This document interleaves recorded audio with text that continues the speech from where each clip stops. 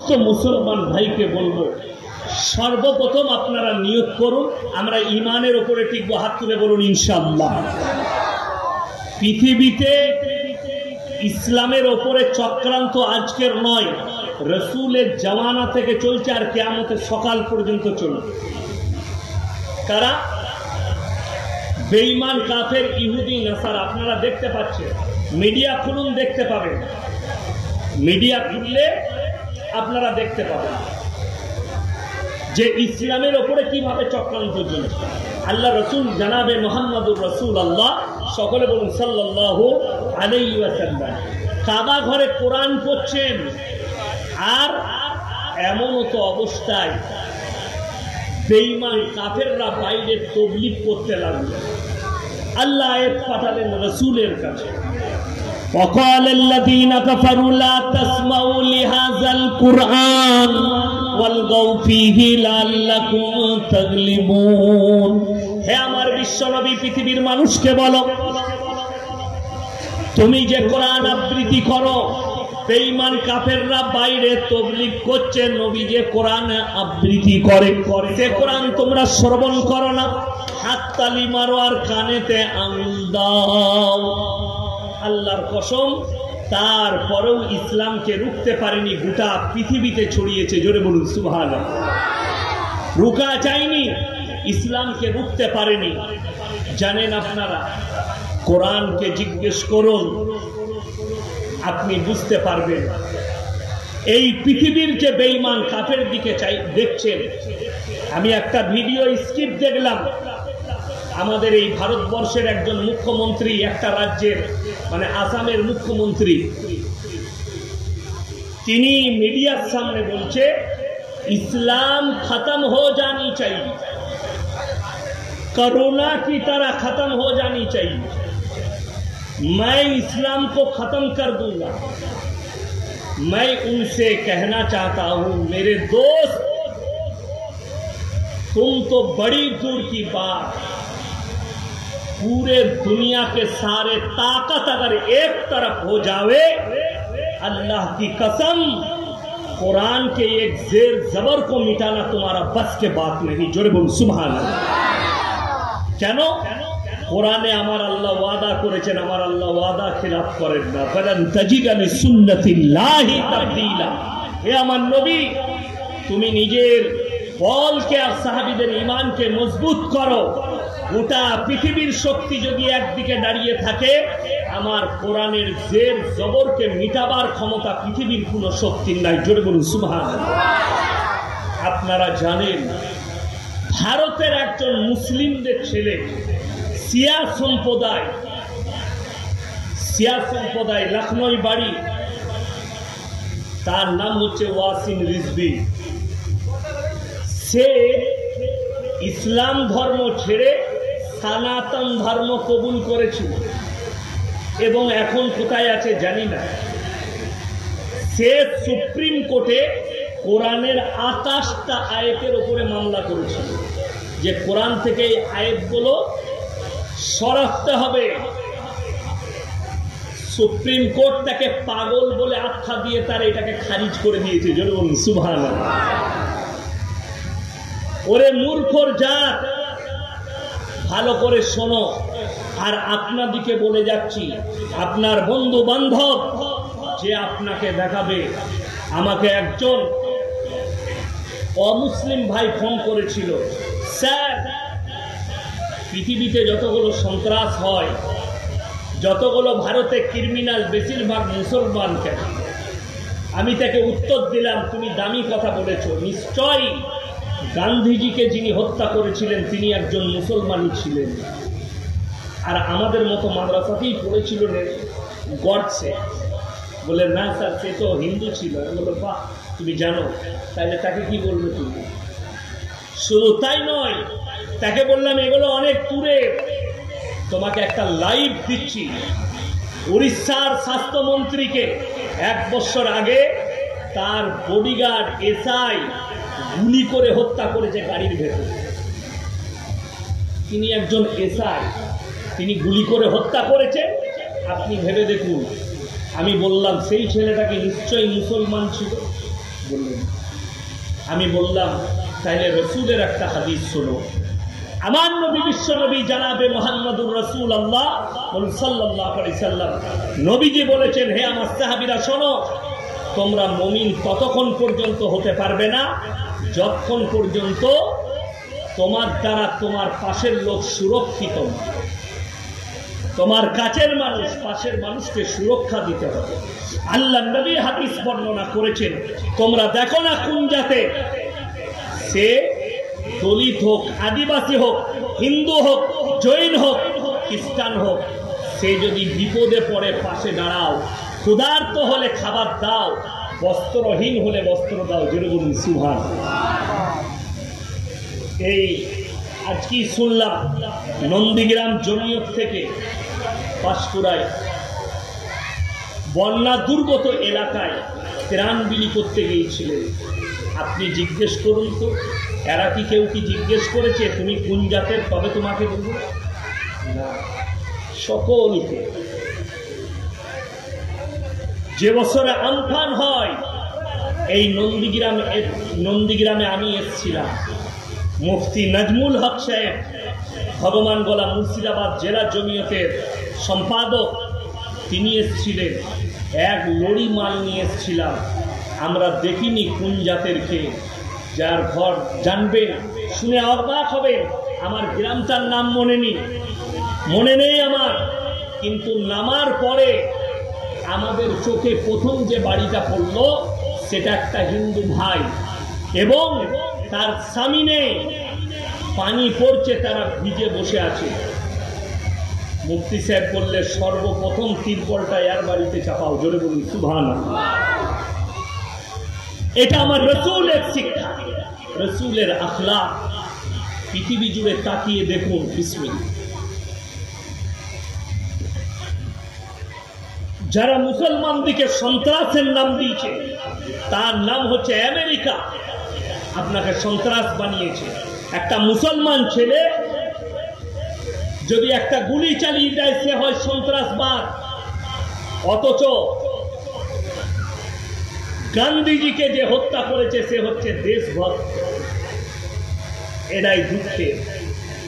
এসআইকে যে গুলি করে, যে একজন এসআই স্বাস্থ্যমন্ত্রীকে উড়িষ্যার গুলি করে মারল, সে দেশভক্ত হয়ে গেল, সে সন্ত্রাসবাদ হলো।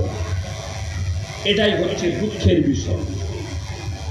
हे अंधभक्तों, अपने दिमाग को ठीक कर लो। और जो लोग सोच रहे हो कि कुरान को मिटा देंगे, अल्लाह की कसम, तुमसे पहले अंग्रेज आया था हमारे हिंदुस्तान में, 200 साल तक राज किया और गुजरात के गोमती नदी के किनारे 10 लाख से भी ज्यादा कुरान को जलाया। शाह अब्दुल अजीज मुहद्दिस देहलवी रहमतुल्लाह अलैह ने फरमाया, अरे ओ अंग्रेजों के बच्चे, तुम क्या सोच रहे हो कि 20 लाख 10 लाख कुरान को जला दोगे, 1 करोड़ कुरान को जला दोगे और इस्लाम मिट जाएगा, कुरान मिट जाएगा? तो ये तुम्हारा गलत फहमी है। क्योंकि सुनो, हमारे अल्लाह ने कुरान को भेजा और कुरान के अंदर अल्लाह ने वादा किया, इन्ना नहनु नज़्ज़लना ज़िक्र व इन्ना लहुल हाफ़िज़ून। मैंने कुरान को भेजा और इसके हिफाजत का जिम्मेदारी मैं खुद अल्लाह लिया हूँ। जोरे बोल सुभान अल्लाह। मेरा पास है, दुनिया की किसी मौलवी के पास नहीं, किसी पैगंबर के पास नहीं, किसी बुजुर्गने दीन के पास नहीं, कोई वली के पास नहीं। আমার ভাই, কোরআনে যে কাগজটা দেখতে পাচ্ছেন, যেটাই লেখা আছে, এই কাগজের মধ্যে আল্লাহ তাআলা হিফাজত করেননি। আপনি অবাক হবেন।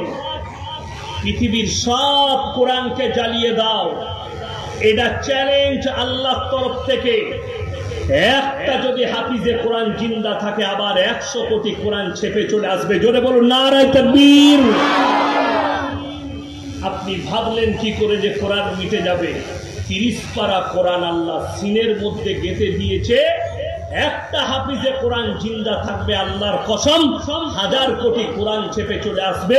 পৃথিবীর কোন শক্তির ক্ষমতা নেই যে কোরআনকে মিটিয়ে দিই আমার আল্লাহ না চাইলে। জোরে বলুন সুবহানাল্লাহ। আমার ভাই, সবাই ইমানকে মজবুত করুন এবং নিয়ত করলেন আমরা বেঈমান কাফেরের খপ্পরে পড়ব না। জোরে বলুন ইনশাআল্লাহ। 1 নম্বর আখলাক নিয়ে আসুন, নামাজের আখলাক। আল্লাহ রসুলের হাদিস, যার নামাজ নেই তার মধ্যে ইসলাম নেই। আমাদের দেশের দুটো তবকার মুসলমান আছে, একজন আবেগে ইসলাম করে, একজন বিবেকে ইসলাম। আবেগের ইসলামটা বলে দিই, আবেগের ইসলাম এই যে ধরলেন 5 ওয়াক্তের নামাজ ফরজ, ফরজ না ফরজ নয়? আচ্ছা আপনারা বলুন তো, এশার ফরজ নামাজ ক রাকাত? কথা বলে না, ফরজ নামাজটা বলুন 4 রাকাত। 4 রাকাত ফরজ নামাজ। আমি মৌলবি শওকতের বেটা মৌলবি ইয়াসিন যদি বলে যাই, বাবাজিরা নন্দীগ্রামের মানুষ কাল থেকে 6 রাকাত পড়বেন, আমার কাছে কি চাইবেন? কথা বলেন না, দলিল চাইবেন। 6 রাকাত পড়বো তার দলিল দেন। আমি যদি বলি আল্লাহর মহব্বতে পড়বে, তো আবার দলিল লাগবে কি? মহব্বতে পড়া যায়? কেন বলছি আপনারা বুঝতে পারেন। আমাদের সমাজের কিছু লোক বলছে আমরা মহব্বত রসুলকে ভালোবাসি, তাই ডিজে নিয়ে ঝান্ডা নিয়ে আমরা 12ই রবিউল আউয়াল পালন করছি।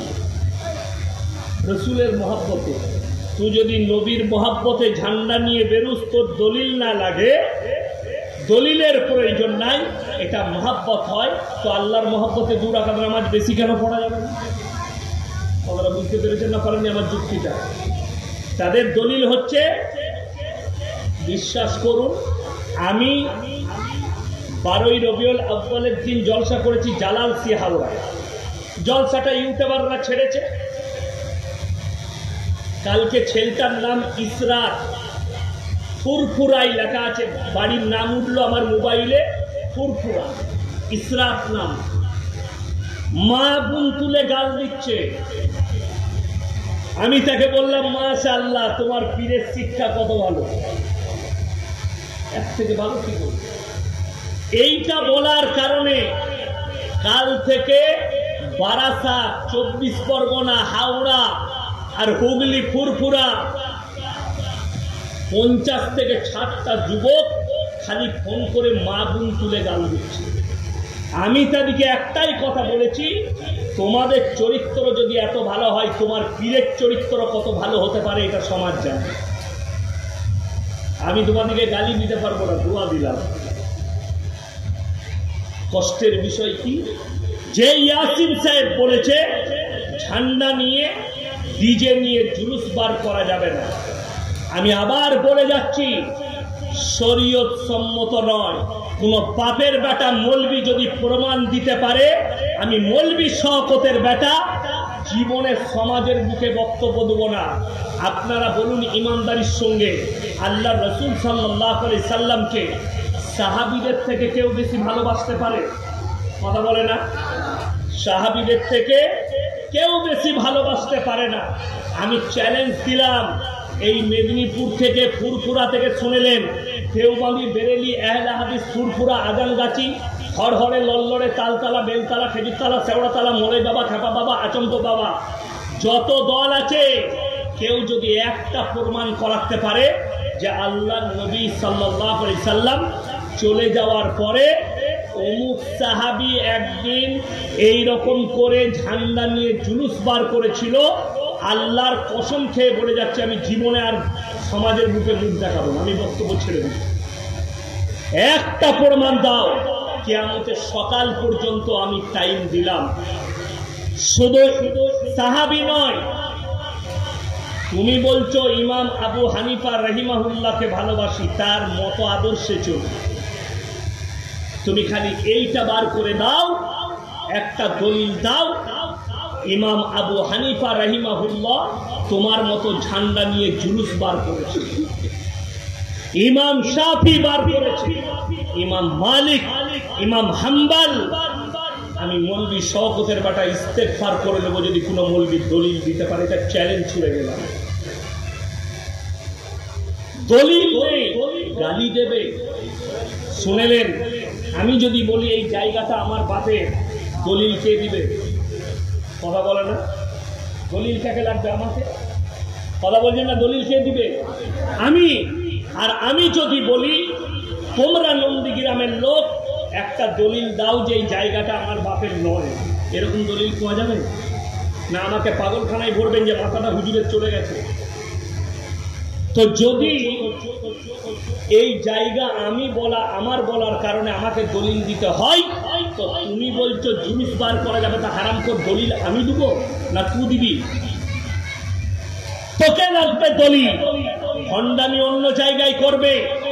শুনেলেন, আল্লাহর হাবিব জানাবে মুহাম্মদুর রাসূলুল্লাহ, সকলে বলুন সাল্লাল্লাহু আলাইহি সাল্লাম, 12ই রবিউল আউয়ালের মাসে জন্মগ্রহণ করেছেন। আলেমরা আছে, তারিখের মধ্যে ইখতিলাফ আছে, জন্ম তারিখের উপরে আলেমদের মধ্যে ইখতিলাফ আছে।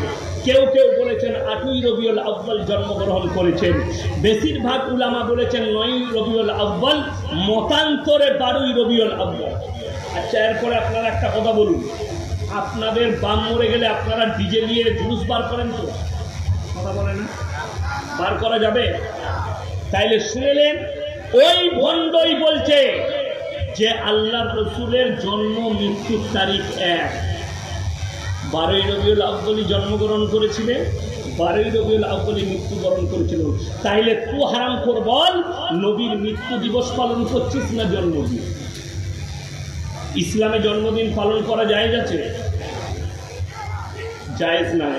কেক কেটে ছেলের জন্মদিন পালন করা যদি শরীয়ত সম্মত না হয়, ছাগল জবাই করে, গরু জবাই করে, খানা করে যদি জন্মদিন পালন করা না যায়, তুমি রাসূলের মহব্বতে বিরিয়ানি, পোলাও, খিচুড়ি পাকিয়ে জন্মদিন পালন করবে?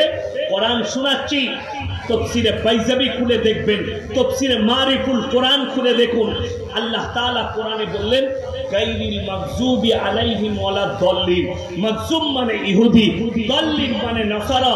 এই দুটো দলই পদভ্রষ্ট, এবং এদের যারা অনুসারী হবে তারাও পদভ্রষ্ট হয়ে যাবে। এটা কোরআন। তুমি যদি ছেলের জন্মদিন পালন করো, তুমি হচ্ছে 1 নম্বর পদভ্রষ্ট। এই আবেগটা আমি আপনাকে সরাতে বলছি, এই আবেগটা আপনাকে বিবেকটা নিয়ে আসতে হবে। বিবেকটা কি? আল্লাহর রাসূল করেছেন, আপনার আমার চলার পথটা বলে দিই, মাপকাঠিটা।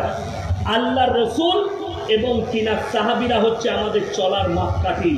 ইয়াসিন কি করলো, আমার আব্বাজি কি করে গেছে, ওটা আমার কাছে শরীয়ত নয়, শরীয়ত নয়। আমি দারুল উলুম দেওবন্দের উস্তাদে মুহতারাম হযরত মাওলানা মুফতি ইউসুফ সাহেব তাওলিকে ফোন করেছিলাম। মুফতি মনসুর সালমান মনসুরপুরীকে ফোন করেছিলাম, যিনি এখন দারুল উলুমের উস্তাদ, তিনি শাহী মুরাদাবাদে ছিলেন। আমি বললাম, হযরত हमारे बंगाल के, मगरिबी बंगाल के अक्सर आलिम ये कह रहा है कि अरे तुमको मालूम नहीं, हाजी इमदादुल्लाह मुहाजिर मक्की रहमतुल्लाह अलैह, उन्होंने क़याम किया खड़ा होकर। तो हजरत ने ये बताया कि अरे भाई, ज़ियाउल कुलूब रशीद अहमद गंगोही रहमतुल्लाह अलैह को उस पर वाक़या लिखा हुआ है। किसी ने पूछा कि आपका जो पीर है, उनके खनके में तो मिलाद और क़याम होती है। तो हजरत ने ये जवाब दिया कि अरे, अगर मसाला पूछना है, अगर फतवा लेना है, तो हाजी साहब को हमारे ही पास आना पड़ेगा। কথাটা কিছু বুঝতে পারলে? যদিও তিনি বুজুর্গর দিক দিয়ে অনেক উঁচু, কিন্তু ফতোয়া নিতে গেলে হাজি সাহেবকে আমার কাছেই আসতে হবে। কে বললেন? রশিদ আহমদ গাঙ্গোহী রহমতুল্লাহ। এইটা জেনে রেখে দিবেন, হাজি ইমদাদুল্লাহ মুহাজির মক্কি রহমতুল্লাহ আলাইহ তিনি যদি কিয়াম করেও থাকেন, এটা ইয়াসিনের জন্য শরীয়ত নয়, এটা উলামাদের জন্য শরীয়ত নয়। আমি 1 বছর আগে বলেছি, আশিক ইলাহি মিরাঠি সাহেব রহমতুল্লাহ আলাইহি, তিনি তিনার কিতাবে লিখেছেন, আলা হযরত মোল্লা আশরাফ আলী থানভী রহমতুল্লাহ আলাইহি যদি আমার কাছে ফতোয়া নেন, আশরাফ আলী থানভী রহমতুল্লাহ আলাইহিকে আলা হযরত বলা যাবে না, হাজি ইমদাদুল্লাহ মুহাজিরে মক্কি রহমতুল্লাহ আলাইহিকে আলা হযরত বলা যাবে না, রশিদ আহমদ গঙ্গোহী রহমতুল্লাহ আলাইহিকে আলা হযরত বলা যাবে না। কেন? ফিরাউন সেই একমাত্র বলেছিল আলা রাব্বুকুমুল আলা, আমি হচ্ছি সর্বকালের সেরা। আর এই আলা রাব্বুকুমুল আলা একমাত্র আল্লাহ রাব্বুল আলামিন। জোরে বলুন সুবহানাল্লাহ। আল্লাহ ছাড়া পৃথিবীতে আলা কেউ নেই, একমাত্র এই শব্দ ব্যবহার হবে আল্লাহ রাব্বুল ইজ্জতের জন্য। ফিরাউন বলেছিল আলা রাব্বুকুমুল আলা, আমি সর্বেসর্বা। আল্লাহ তাকে পদভ্রষ্ট করেছেন, আল্লাহ তাকে বাদদিন করেছেন এবং তাকে চিরকালের জন্য জাহান্নামী ঘোষণা করে দিয়েছেন আল্লাহর কাছে চ্যালেঞ্জ ছুড়ার কারণে। আমার ভাই, আবেগে ইসলাম করবেন না, বিবেকের ইসলাম করুন। যদি বাঁচতে চান, নামাজ, রোজা, পাঞ্জেগানা নামাজ আপনাকে পড়তেই হবে। যার নামাজ নাই, রাসূল বললেন তার মধ্যে ইসলাম নেই। আপনি বেনামাজি। আমাদের সমাজের লোক নামাজ কেন পড়ে না? তার একটা মারাত্মক কারণ আছে। রোজা কেন রাখে না? তার মারাত্মক এখান থেকে উঠো, চলো পেছনে যাও, পেছনে চলে যাও, উঠো। আমার ভাই, আমার মা, নামাজ তোমরা ছাড়ো না, দিনের উপরে প্রতিষ্ঠিত হন। রোজা আপনারা ছাড়বেন না, দিনের উপরে প্রতিষ্ঠিত হন। আল্লাহর হাবিব সাল্লাল্লাহু, আপনি মনে মনে করবেন নামাজ না পড়েও তো এখন জান্নাত পাওয়া যায়। এইটাই তো আমাদের ভুল ভ্রান্ত ধারণা। চিরজীবন নামাজ পড়েনি, চিরজীবন পাপের সাগরে ডুবে থেকেছে, চিরজীবন সুদ খেয়েছে, চিরজীবন কুফরি করেছে, চিরজীবন বেঈমানি করেছে, চিরজীবন নাস্তিকতার মতো কাজে চলেছে, হারাম পথে চলেছে। আর আমাদের সিস্টেম মরে গেলেই হুজুরকে দাওয়াত দেয়, মিলাদ করিয়ে জান্নাতে দিয়ে দিবে। আমাদের সমাজে মিলাদ হয় না? হয় না? কথা বলেন। মিলাদ হয়, জান্নাতে পাঠানো হয়। দোয়া করে দিই আমরা হুজুররা, আল্লাহ জান্নাতুল ফিরদৌস দান কর, আল্লাহ জান্নাতে পাঠিয়ে দেয়। আরে আমার ভাই, নামাজ জানি যারা মনে করছেন নামাজ কিরকম জিনিস, নামাজের দ্বারা কি হয়? আল্লাহর কসম, কোরআন শুনেন। কোরআন বলছে ইন্নাস সালাতা তানহা আনিল ফাহশাই ওয়াল মুনকার, নিশ্চয় নামাজ এমন একটা ইবাদত, মানুষ যখন নামাজ পড়তে লাগে তাদেরকে খারাপ কাজ থেকে সরিয়ে ভালো কাজের দিকে নিয়ে যায়। জোরে বলুন সুবহানাল্লাহ। 1 নম্বর ফায়দা, আমাদের সমাজে কিছু লোক আছে নামাজ পড়ে না, কিন্তু তারা ভালো লোক। এরকম লোক আছে না? না, লোকের ক্ষতি করে না, লোকের সঙ্গে খারাপ ব্যবহার করে না, লোকের মাল মারে না, কারুর গীবত করে না, কারুর কোনো ক্ষতি করে না, পরোপকারী। কিন্তু তারা নামাজি লয়, মুসলিম। তারা নামাজও পড়ে না, রোজাও রাখে না, কিন্তু তারা ভালো লোক। তাদেরকে জিজ্ঞেস করুন, ভাই নামাজ পড়ো না? বলে আমি নামাজ পড়তে না পারি, আমি তোর থেকেও ভালো লোক। বলে না? বলেন। চায়ের দোকানে পাবে, তারা বলবে আমরা নামাজ পড়ি না, কিন্তু আমি খুব ভালো লোক, গায়ের মধ্যে আমার মতো কোনো খারাপই পাবি না, আমি জিনা করি না, আমি চুরি করি না, লোকের মেরে নিই না। সত্যিকারই তার মধ্যে গুণ আছে, কিন্তু সে বেনামাজি। তারা কান খুলে শুনে যাও, কিয়ামতের দিনে আমার আল্লাহ রাব্বুল আলামিন যখন জান্নাতীদেরকে জান্নাতে দেবেন আর জাহান্নামীরা জাহান্নামে যাবে, জান্নাতীরা জাহান্নামীদেরকে প্রশ্ন ছুড়ে দিবে, ফি জান্নাতি ইয়াতাসাআলুনা আনিল মুজরিমিনা মা সালাকাকুম ফি সাকার, তোমরা কেন জাহান্নামে গেলে? তোমরা বলতে ভালো লোক, তোমরা বলতে আমার মতো লোক নেই, তোমরা কেন জাহান্নামে যাচ্ছ? তারা এক নম্বর উত্তর দেবে, ক্বালু লাম নাকু মিনাল মুসাল্লিন, আমরা নামাজি মুসল্লিদের মধ্যে ছিলাম না, তাই আল্লাহ আমাদেরকে জাহান্নামে পাঠিয়েছেন। এক নম্বর উত্তর, আল্লাহ আমাদেরকে জাহান্নামে পাঠিয়েছে, আমরা নামাজি মুসল্লি ছিলাম না। ওয়ালাম নাকুন উতিমুল মিসকিন, আর আমরা মিসকিনকে খানা খাওয়াইতাম না, তাই আল্লাহ আমাদেরকে জাহান্নামে পাঠিয়েছেন। ওয়া কুননা নাখুদু মাল খাইদিন, এটা মারাত্মক আয়াত। এবং যারা দাড়ি টুপি নামাজি মুসল্লিদিকে দেখে হাসি ঠাট্টা বিদ্রোহ করত, আমরা তাদের সঙ্গে সাথ দিতাম, তাই আল্লাহ আমাদেরকে জাহান্নামে পাঠিয়েছেন। কোরআন, সেদিনে বাঁচার কোনো রাস্তা থাকবে না। আমার ভাই, আপনি নিয়ত করেছেন আমি নামাজ পড়ব না, আমি রোজা রাখবো না, আমি আল্লাহকে ডাকবো না, হুজুররা দোয়া করে জান্নাতে দিবে। এই সেন্সটা, এই ব্রেনটা আপনার কতটা গোবর ভরা আছে আপনি বুঝতে পারবেন। হে মূর্খের দল, আমাদের দোয়াই যদি জান্নাতে যেতেন পাপের ভান্ডারে ডুবে, আমার মায়েরা, আপনি যদি মনে করেন আমি পাপের সাগরে ডুবে আছি আর হুজুররা দোয়া করে জান্নাতে দিবে, তাইলে জেনে রেখে দিবেন তোমার হুজুর মার খাবে আর তুমিও মার খাবে। বিসমিল্লাহ। দলিল কি? আপনার চোখ দিয়ে পানি পড়বে। পৃথিবীতে আল্লাহ রসুল সাল্লাল্লাহু আলাইহি সাল্লামের থেকে দামি মানুষ পৃথিবীতে এসছে আর আসবে কোনোদিন? আসবে না।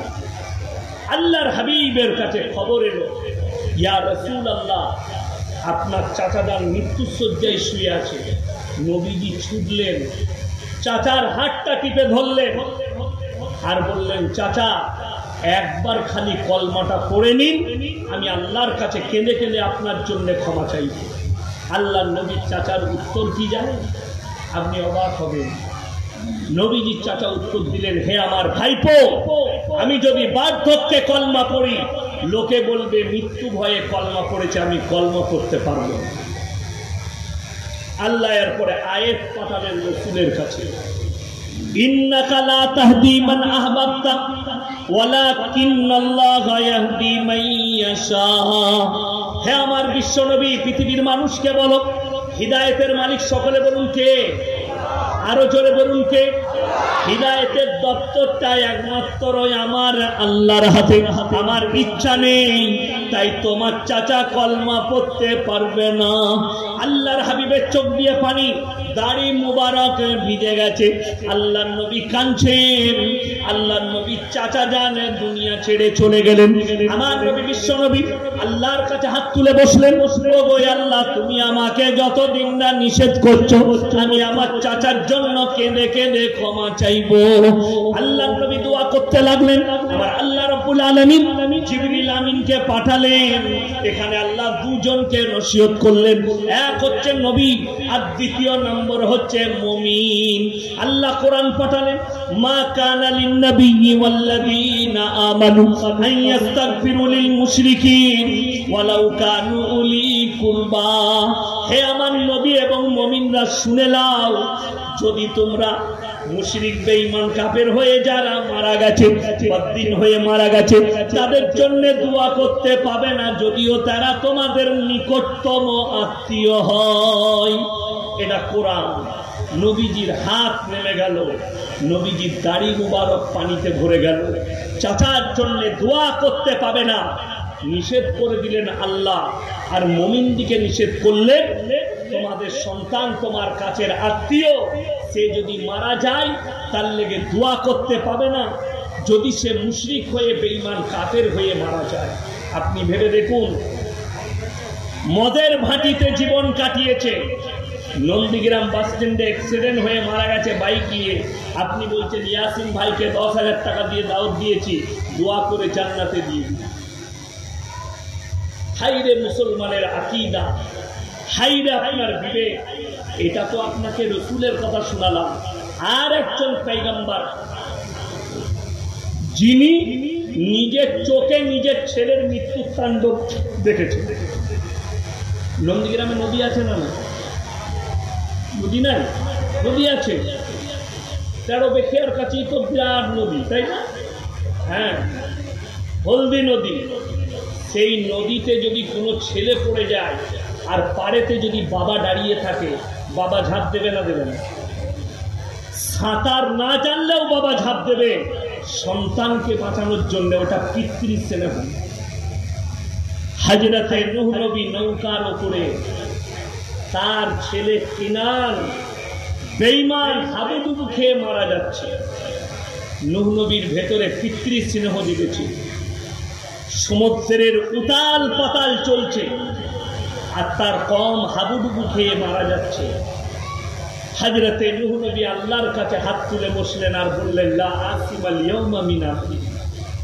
আল্লাহ, এটা আমার ওরসজাত পুত্র, তুমি একে রক্ষা করো। আল্লাহ ধমক দিলেন, লামিনাল খাসিরিন। যে আমাকে মানেনি, আমার নবীকে মানেনি, আমার দিনকে মানেনি, তার লেগে তুমি আবেদন করতে পাবে না, তা না হলে তোমাকেও ফেলে দেবো ক্ষতিগ্রস্তদের মধ্যে। নূহ নবীর হাত নেমে গেল, দোয়া করতে পাইনি। আমার মায়েরা, আমার বোনেরা, কান খুলে শুনে যান। আপনাদেরকে অনুরোধ করছি, যারা মনে মনে ভাবছেন আমি নামাজি নয়, আমি দিনদার নয়, আমি ফরজগার নয়, আমি তাকওয়া আমার কাছে নেই, আমি বেপরদা মধ্যে চলি, কিন্তু আমার পীর আছে, আমার মৌলবি আছে, আমার হুজুর আছে, দোয়া করে নিশ্চয়ই তারা জান্নাতে দেবে। আপনাদেরকে বলে দিই, দুজন জলিলুল কদর সাহাবী, দুজন হাবি পয়গম্বর আল্লাহ নবী, দুজন নবী আল্লাহ কোরআনে ঘোষণা করেছেন, সেই দুজন নবীর বিবি জাহান্নামে যাবে, তারা আটকাতে পারবে না। কজন বললাম? দুজন নবীর বিবি, তারা জাহান্নামী। আল্লাহ কোরআনের লাকির টেনে দিয়েছেন, এটা আর পরিবর্তন হবে না। আর তার স্বামীরা নবী হওয়ার পরেও জান্নাতে নিয়ে যেতে পারবেন না। এটা আমার মা বোনেদের জন্য। কোরআন খুলুন, আল্লাহ কোরআনে নবীজির কাছে পাঠিয়ে দিয়েছেন, এটা পৃথিবীর নারীদিকে শোনাও। যারা স্বামীর ওপরে ভরসা করে, যারা বাপের ওপরে, মায়ের ওপরে, পীরের ওপরে, মৌলবীর ওপরে ভরসা করে, তাদেরকে কোরআনের আয়াতটা শুনিয়ে দাও।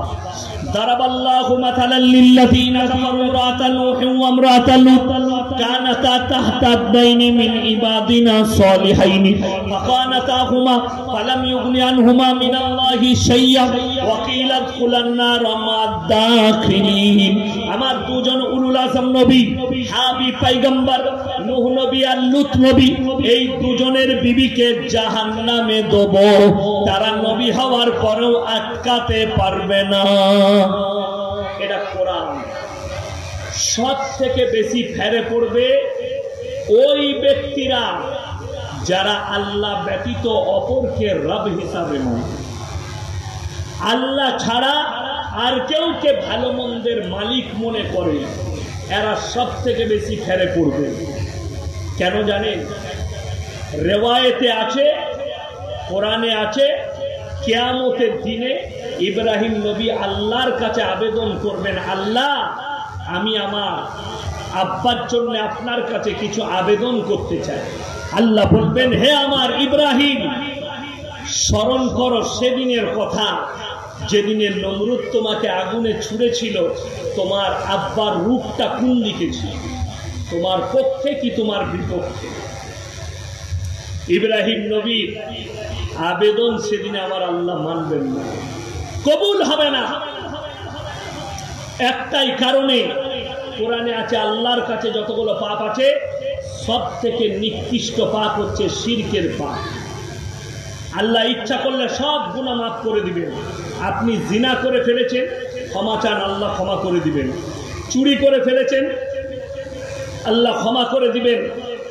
আপনি আপনার সুদ খেয়েছেন, আপনার যেদিনে মনে হলো যে আমি ভুল কাজ করেছি, ইস্তেগফার করে ফিরে এলেন, আল্লাহ ইচ্ছা করলে ক্ষমা করে দিবেন। কিন্তু আল্লাহর কসম, কেউ যদি জেনে বুঝে আল্লাহর সঙ্গে শিরক করে, সেই পাপ আমার আল্লাহ ক্ষমা করবেন না। চলুন, ইব্রাহিম নবী নিজের আব্বা জানকে দাওয়াত দিচ্ছেন। ইব্রাহিম নবীর বাপের তিনটে কাজ ছিল: মূর্তি তৈরি করা, মূর্তির উপাসনা করা, আর মূর্তি বিক্রি করা। এই তিনটে কাজ হচ্ছে ইব্রাহিম নবীর বাপের। ইব্রাহিম নবী দাওয়াত দিলেন, ইসকাল আলিয়া বিহি ইয়া বাতিলি মা তাবুদু মা লা ইয়াসমাউ ওয়া লা ইউবসিরু ওয়া লা ইউগনি আনকা শাইয়া। হে আমার ইব্রাহিম নবী বললেন, হে আমার আব্বাজান, আপনি কাদের উপাসনা করছেন?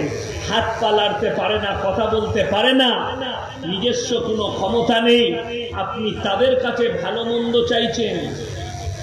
আমার মুসলমান ভাই অবাক হবেন, আজকে মুসলমানের আকীদা বলি, অনেক অমুসলিম ভাই তারা মাটির মূর্তি তৈরি করে সেখানে উপাসনা করে না করে না।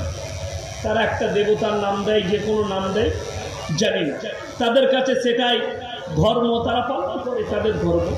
কিন্তু অবাক হবেন, মুসলমান বেকা গাছের নিচে চাদর টাঙিয়ে মাটির ঘোড়া রেখে ধূপ ধুনো দিয়ে সিজদা করে আর মনে করে এটাই দিন।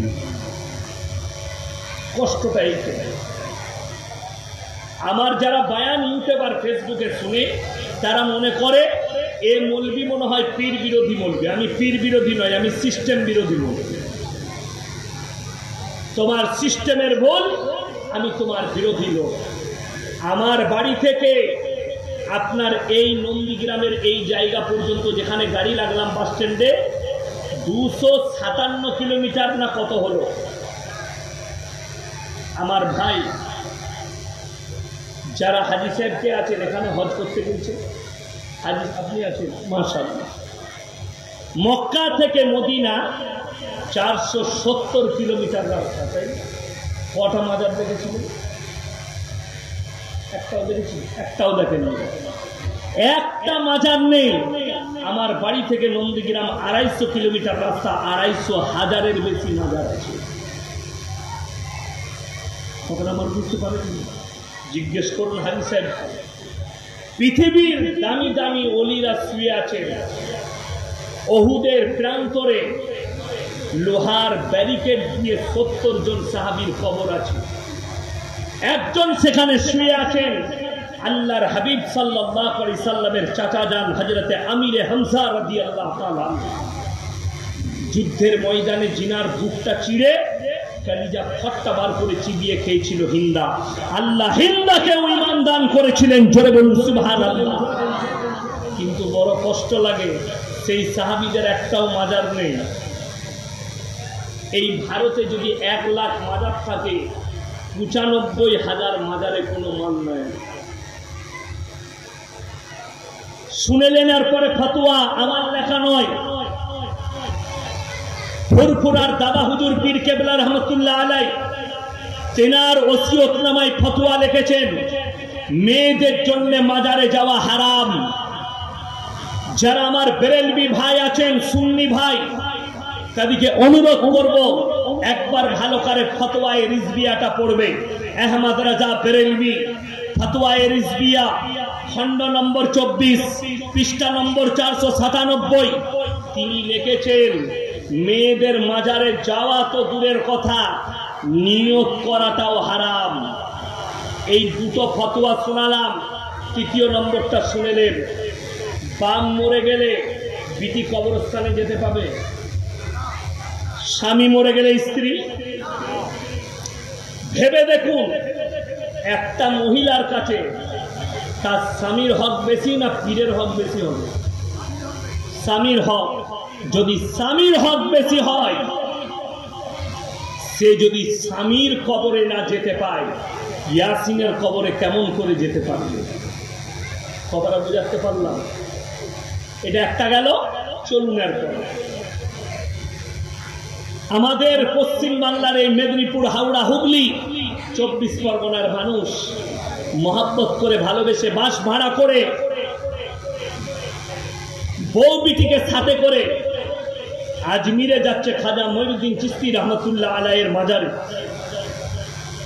সেখানে সিজদা করছে, চাদর চড়াচ্ছে। আমি মৌলভী শওকতের বেটা বলে যাচ্ছি, হাজী সাহেব বসে আছে, মক্কায় নবীজির মাজারে কটা চাদর চড়িয়েছে জিজ্ঞেস করুন। আল্লাহর কসম, কবরে চাদর চড়ানো জায়েজ হলে রাসূলের কবরটা আসমান পর্যন্ত হিরে মতি মুক্ত চাদরে ঢেকে যেত, ঠিক কিনা? আল্লাহর রাসূলের কবরে জায়েজ নেই। পৃথিবীর আর কোন মৌলভী মোল্লা পীর ফকিরের কবরের জন্য চলবে না। আল্লাহর রাসূলের কবরে সিজদা নেই। পৃথিবীর আর কোন মৌলভী মোল্লা পীর ফকিরের কবরে সিজদা চলবে না। আল্লাহর রাসূলের কবরে ভালো মন্দ চাইতে পাবে না। পৃথিবীর আর কোন মৌলভী মোল্লা পীর ফকিরের কবরে ভালো মন্দ চাওয়া যাবে না। আমার মুসলমান ভাই, আচ্ছা আপনি বলুন তো, আমি ইয়াসিন এখন বেঁচে আছি, আছি না নাই? কথা যখন বলছি আমার মধ্যে জীবন আছে। ইনি যদি আমাকে মারতে আসে, ইনি ধরলেন 4 ঘা মারলে, আমি তো 1 ঘাও মারতে পারবো? পারবো না? পারবো না। কিংবা আটকাতে পারবো? কেন? এখন আমার শক্তি আছে। আচ্ছা, আমি যদি মরে যাই আর ইনি যদি মারেন, আমি ঘুরিয়ে মারতে পারবো? আমাদের দেশের ভণ্ডদের আকীদা, পীর মারা গেলে পাওয়ার বেড়ে যায়। নাউজুবিল্লাহ। আমার বর্ধমানে আমার এলাকায় এক জায়গায় বহুত পুরনো তেঁতুল গাছ, আমার আব্বাজিও ছোটবেলায় দেখেছে। সেখানে বয়স্ক মা বোনেদের আকীদা ছিল, এখন আর নেই। আকীদা কি ছিল? বিয়ে শাদী হলে ভালো মন্দ লুচি মিষ্টি খাবার দাবার নিয়ে এসে গাছতলায় দিত। কেন? বলে পীর সাহেব খাবে, বুড়ো পীর সাহেব। এরা চলে গেল, খাচ্ছে কেক পুকুরে, ঘুরে এসে দেখছে প্লেট পরিষ্কার। দাদি তখন বলছে, একদম আজকে পীর সাহেব সুন্নত আদায় করে খেয়েছে। আমরা দেখুন খেয়েছে, পীর সাহেব খাইনি। কষ্টটা আমাদের এইখানে। আচ্ছা, মানুষ মারা গেলে খাবার আর কোনো যোগ্যতা থাকে? বড় কষ্টের বিষয়। আমাদের দেশের ভণ্ডরা বলছে পীর সাহেব মরে গেলে সেখানে সিন্নি দাও, পীর সাহেব সিন্নি খাবে। এই আকীদা, ভ্রান্ত আকীদা আমি দেখেছিলাম। এই মেদিনীপুরের ভগবানপুর কিংবা এই কাঁথি এলাকায় একজন উত্তরপ্রদেশের বক্তা এসেছিল পাগড়ি পরে। আমি জলসাটা শুনেছি। এই আপনাদের পুরো পশ্চিম বাংলার মধ্যে জলসা ছাড়ার বড় মিডিয়া আজকে এসছে, আলিম মিডিয়া। আমি দেখলাম এর চ্যানেলেই সেই বক্তাটার বক্তব্য শুনলাম। উত্তরপ্রদেশে ঘর, পাগড়ি পরে সে একটা জলসায় বলছে, अरे मेरे दुनिया के लोग, तुम लोग बड़ा पीर अब्दुल कादिर जिलानी को कहाँ पहचानते हो? जानते हो मेरे गौ से पाक का मर्तबा क्या है? मेरे गौ से पाक का मर्तबा क्या है? अरे गौ से पाक काबे पे तवाफ करने नहीं जाते थे, बल्कि काबा गौ से पाक के घर पे आते थे तवाफ करने के लिए। जोरे बोलो नाउजुबिल्लाह। এই যে আকীদা ভ্রান্ত। আর শুধু এই কথা বলেনি, 24 পরগনার একটা বক্তা বায়ান করছিল নদিয়ায়। আমি তাকে স্টেজেই ধরেছিলাম। কি বায়ান করছে জানে? আমার ভাইয়েরা, আমার মায়েরা, বোনেরা, বড় পীর আব্দুল কাদির জিলানী রহমাতুল্লাহ আলাইহি তিনি খানা খেতে বসেছেন। আমার বাবাজিরা, আমার মায়েরা দস্তরখানে খানা খাচ্ছেন। দেশি মুরগি দিয়ে ভাত দিয়েছেন বড় পীরকে, বড় পীর সাহেব খাচ্ছেন। তার একজন মুরিদ বললেন, হে বাবা বড় পীর, আপনি এরকম একটা জান মেরে খাচ্ছেন।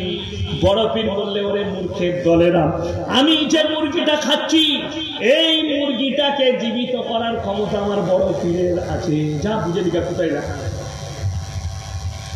এই যে গাঁজাখড়ি গল্প যে মৌলবি করে, এদের মধ্যে আর বাগেশ্বর ধাম বাবার মধ্যে কোনো পার্থক্য নেই। এগুলো মৌলবি নয়, আমার কাছে এগুলো হচ্ছে কাঠ মৌলবি, যারা এই ধরনের গাঁজাখড়ি গল্প থাকে। আজকে যদি বড় পীর আব্দুল কাদির জিলানী রহমাতুল্লাহ আলাইহি জীবিত থাকতেন, এই জিলাপি হুজুর আর গুটকাখোরগুলোকে কাফের ফতোয়া দিতেন এদের ভ্রান্ত ধারণার কারণে। আরে একটা অমুসলিমের কাছে কি মেসেজ যাবে? আরে এদের তো গল্প দিয়ে ভরা ধর্মটা, বলবে না? বলবে না? আচ্ছা, আপনার মনে হয় আমি যদি বলি আমি ইয়াসিন এত বড় আল্লাহর ওলি, আমি আমার পুরসাই বর্ধমান জেলায় থাকি, আমি কাবা ঘর যাই না, কাবা ঘর আমার ঘরে আছে, আমাকে পাগল বলবে না? বলবে না? আমি চ্যালেঞ্জ দিয়ে বললাম, যতগুলো পৃথিবীর মৌলবি আছে কেউ যদি বার করে দেয় যে বড় পীর আব্দুল কাদের জিলানী রহমতুল্লাহ আলাইহি লিখে গিয়েছেন এই ঘটনা যে আমি কাবা ঘরে যেতাম না, আমার ঘরে কাবা আসতো, তো আমি মৌলবি শওকতের বেটা জীবন আর বক্তব্য দিব। আপনি অবাক হবেন, আল্লাহ রাসূলের হাদিস, আখরি জামানায় এক শ্রেণীর আলেম বার হবে যাদের দ্বারা ইসলাম বিকৃত হবে, তারাই হবে জাহান্নামের প্রথম কোরআন। আর আজকে সেটাই হচ্ছে। আজকে মুসলমানরা সেই ভ্রান্ত ধারণা তিনি করছে।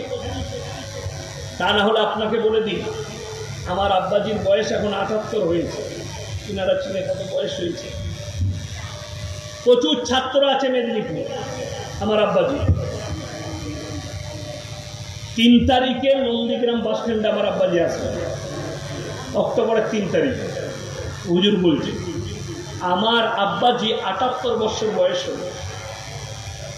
উনি যদি আমাকে ওসিয়ত করে, বাবা আমি যদি মারা যাই আমাকে নদীর মধ্যেখানে কবর দিবি, আচ্ছা ওটা ইয়াসিন মানবে? কথা বলে না। আর আমার জন্য মানাটা শোভনীয় হবে? হবে না। কেন? আমাকে বুঝতে হবে যে আমার আব্বাজি মনে হয় যেন ভুল বকছে। নদীর মধ্যেখানে কবর দিবি বলছে যখন, ভেবে দেখুন একটা সুস্থ মস্তিষ্কের লোক সে কখনো নিজের বাপ দাদুকে পানির মধ্যে কবর দিবে না। আর আমাদের দেশের জিলাপি হুজুর গুট্টাখোররা বলছে হাজি আলী বাবা তিনি পানিতে কবর নিয়েছে সমুদ্রে। হাজি আলী বাবার মাজার আছে না নাই? মুম্বাই পানিতে আছে। ওই মাজারটা ভুয়ো। হাজি আলী বাবাও যদি কেউ থেকে থাকেন, তিনি কোথায় শুয়ে আছেন এটা আল্লাহ ছাড়া কেউ জানে না। ওই মাজারে কেউ আল্লাহ ফাঁকা। আমি শওকতের বেলা চ্যালেঞ্জ করে বললাম, খালি বাজার চলছে, তার দলিল আমার গাড়িতে চাপুন, আমার এলাকায় দিব। আমার কাছে একটা ফাইসালা এলো, একদল বলছে ওরস করব, আর যারা আমার জামাতি ভাই আছে তারা বলছে করতে দেবো না। আমি গেলাম ফাইসালা করতে।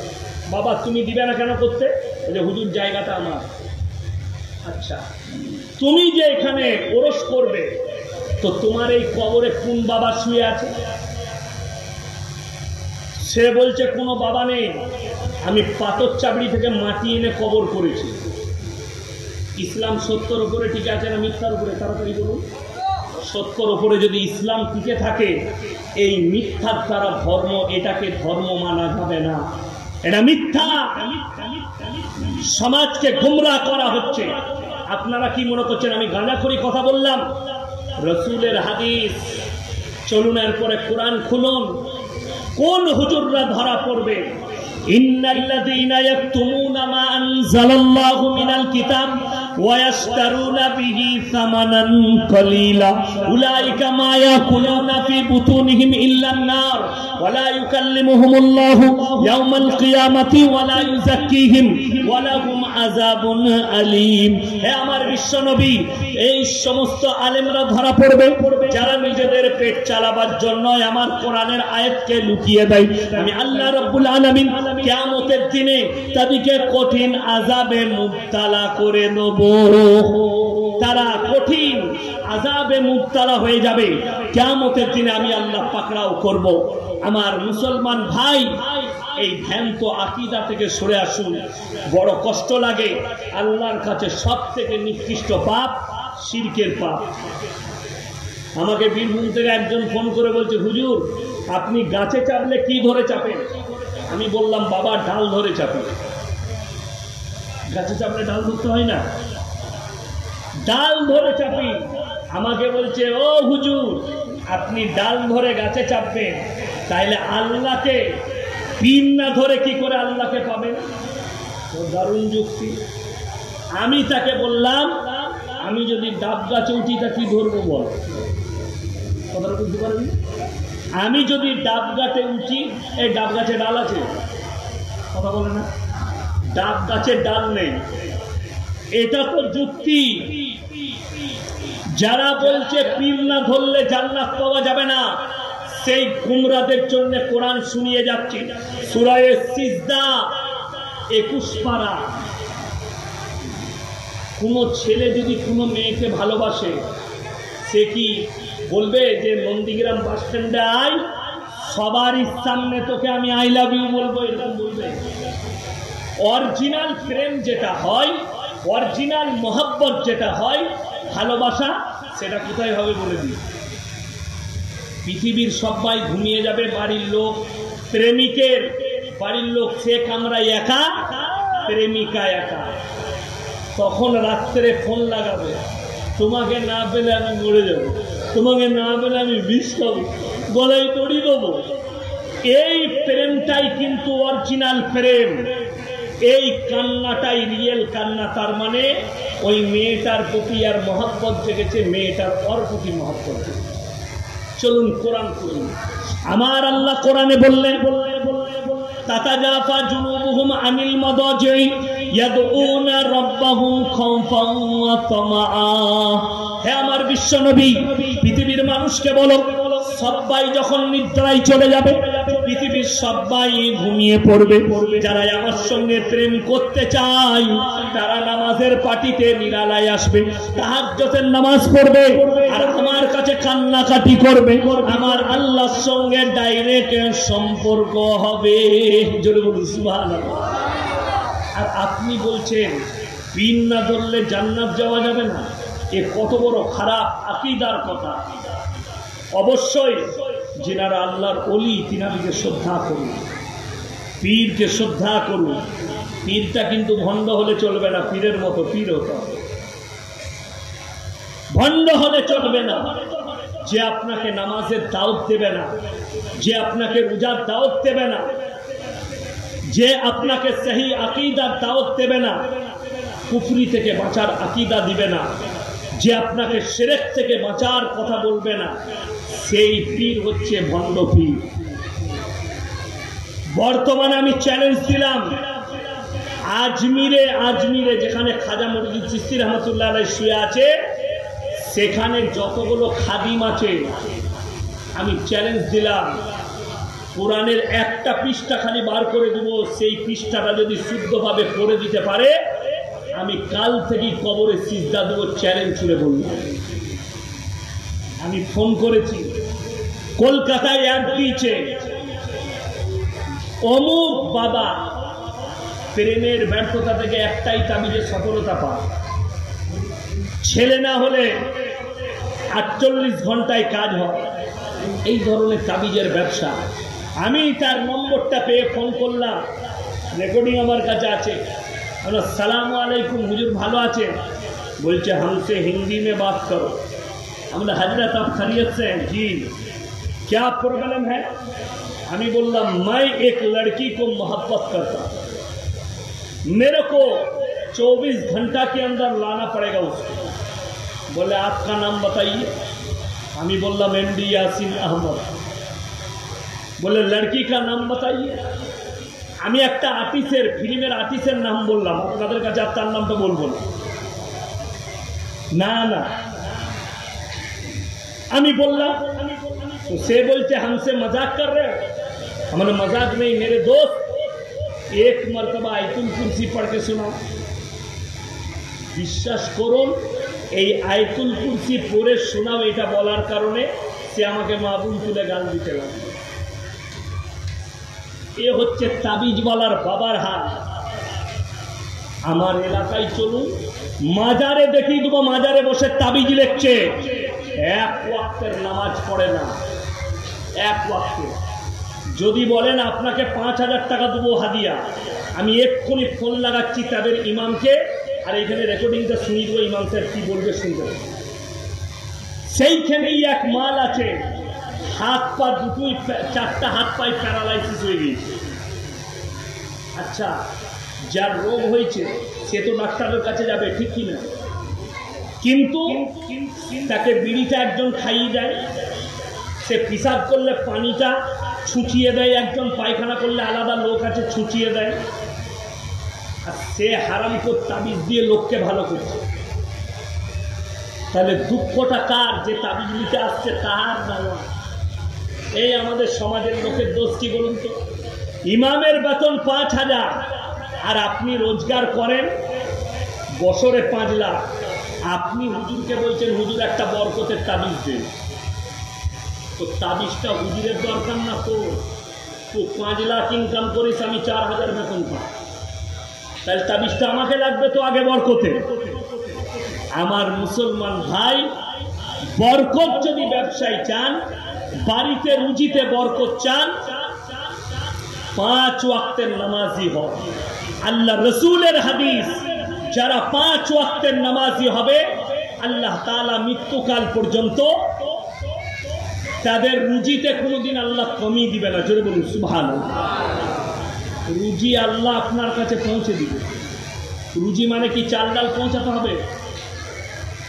সম্মানী খাবারটা পেলেই আপনি গাদা। আমরা আলেমরা সম্মানী খাবার পাই না? পাই না। সম্মানী খাবার, বেতন কম হলে কি হবে? ইজ্জতের সঙ্গে আল্লাহ খাবার দেয়, রুজি দেয়। শুনেলেন, ফিল্মের একজন আর্টিস্ট, তার নাম হচ্ছে জাভেদ জাফরি, মুসলিমদের। সে একটা প্রোগ্রামে আছে, অনেকগুলো মুসলমান যুবক সেই প্রোগ্রামে আছে। একটা যুবক দাঁড়িয়ে বললে, স্যার মেরা এক সওয়াল হ্যায়। বললে बताओ क्या है? बोले अच्छा, आज पूरे दुनिया के लोग दुनिया के पीछे भाग रहे हैं। মানুষ দুনিয়ার পেছনে ছুটছে না ছুটছে? তিনি উত্তর দিলেন, ভাই तुम कौन से धर्म से हो? बोले सर मैं मुसलमान हूं। बोले ये मुसलमान, तू दुनिया के पीछे मत भाग, तू 1400 साल पीछे चला जा, दुनिया तेरे पीछे भागेगी। মুসলমান, তুমি দুনিয়ার পেছনে ছুটো না, তুমি 1400 বছর পেছনে চলে যাও, দুনিয়া তোমার পেছনে ছুটবে। এর মানে হচ্ছে তোমরা রাসূলের আখলাক আর চরিত্রে চলে এসো, তোমার পেছনে আল্লাহ দুনিয়াকে ছুট করাবে। আজকে আমরা আলেম উলামা দুনিয়ার পেছনে ছুটিনি, দুনিয়াকে আল্লাহ আমাদের পেছনে ছুট করতেছে। কথাটা বুঝতে পেরেছেন না? যদি বলেন হুজুর দলিল দিয়ে যান, 1 নম্বর দলিল, আপনাদের এখানে যদি নন্দীগ্রামে কোনো কোটিপতি লোক মরে যায়, তার জানাজার নামাজটা কে পড়াবে? এমপি না এমএলএ? কথা বলে না? 5000-এর ইমাম সাহেবই পড়াবে। তাইলে বুঝলেন, 5 কোটি টাকার মালিক মারা গেছে, কিন্তু তার জানাজা পড়াচ্ছে একজন 5000-এর ইমাম। কার সম্মানটা আল্লাহ বেশি দিয়েছে? একটা এমএলএ আসবে যে লাল বাতি গাড়িতে ঘুরে, একটা এমপি আসবে যার জেট প্লাস বডিগার্ড থাকবে, কিন্তু সমাজের বুকে নামাজ পড়ানোর দায়িত্ব সে পাবে না, তাকে ওইখানেই দাঁড়াতে হবে মুক্তাদি হয়ে। আর 5000-এর মৌলবীকে আল্লাহ মেম্বারে দাঁড় করিয়েছে। জোরে বলুন সুবহানাল্লাহ। এইটাই হচ্ছে ইজ্জত, এইটাই আল্লাহ তাআলা। আপনি যদি পেতে চান, প্রত্যেকটা ভাইকে বলবো হালাল রুজি রোজগার করুন, আল্লাহর উপরে ভরসা রাখুন। সকলে জোরে বলুন ইনশাআল্লাহ। আল্লাহর উপরে ভরসা রাখবেন, পরকালটা আপনার সুন্দর হবে।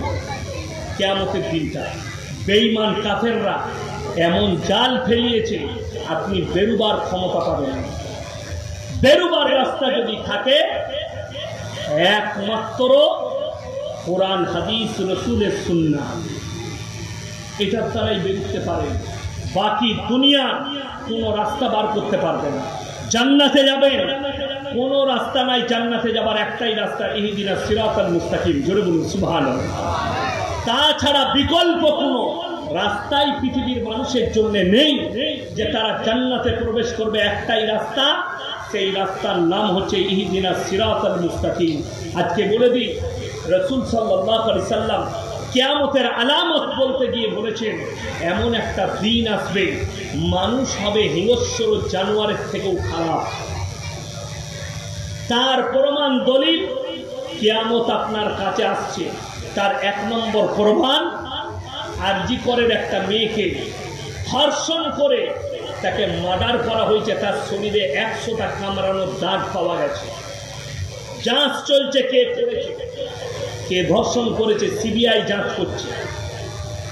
জানি না কি বেরিয়ে আসবে, কিন্তু আমি বলে যাচ্ছি আল্লাহর উপরে ভরসা রাখুন। আল্লাহর আদালতে কিন্তু ফাঁক পাবে না, আল্লাহ ঠিক পাকড়াও করবে। ঠিক কিনা? বড় কষ্ট লাগে, ঢাকা বিশ্ববিদ্যালয়ে স্টুডেন্ট শিক্ষার্থীরা, একটা ব্রেন হ্যাং ছিল একটা ছেলে, বাপ ভাই মারা গেছে, মা মারা গেছে, তার পরিবারে কেউ বেঁচে নেই। সে একটা মেয়েকে ভালোবেসেছিল, সেও তাকে ছেড়ে দিয়েছে, দিয়ে তার ব্রেন ক্যারেক হয়ে গেছে, একটু ব্রেন চলে গেছে। সেই ছেলেটাকে চোর ভেবে, যে আমার মোবাইলটা মনে হয় চুরি করেছে, এটা ভেবে তাকে টেবিলে বসিয়ে ভালো মন্দ খাবার খাইয়েছে, তারপরে তাকে পিটিয়ে মার্ডার করেছে। এটা কত দুঃখ। যারা মার্ডার করেছে একটাও হিন্দু নয়, সব কটাই মুসলিম যুবক। আর যে ছেলেটা মারা যাচ্ছে, সেই নিরীহ যে শহীদ হয়েছে, সেই ছেলেটাও হচ্ছে মুসলমান।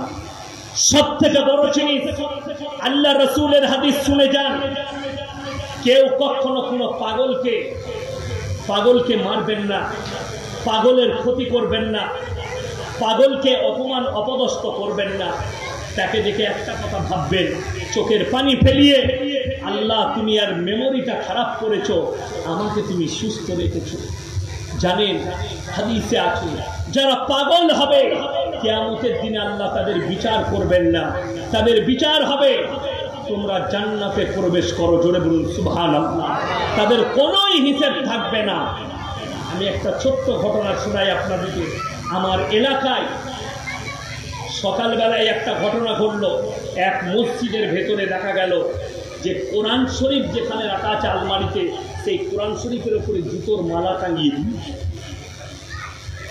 এলাকায় একটা দ্বন্দ্ব সৃষ্টি হলো, প্রশাসনের চোখে গেছে।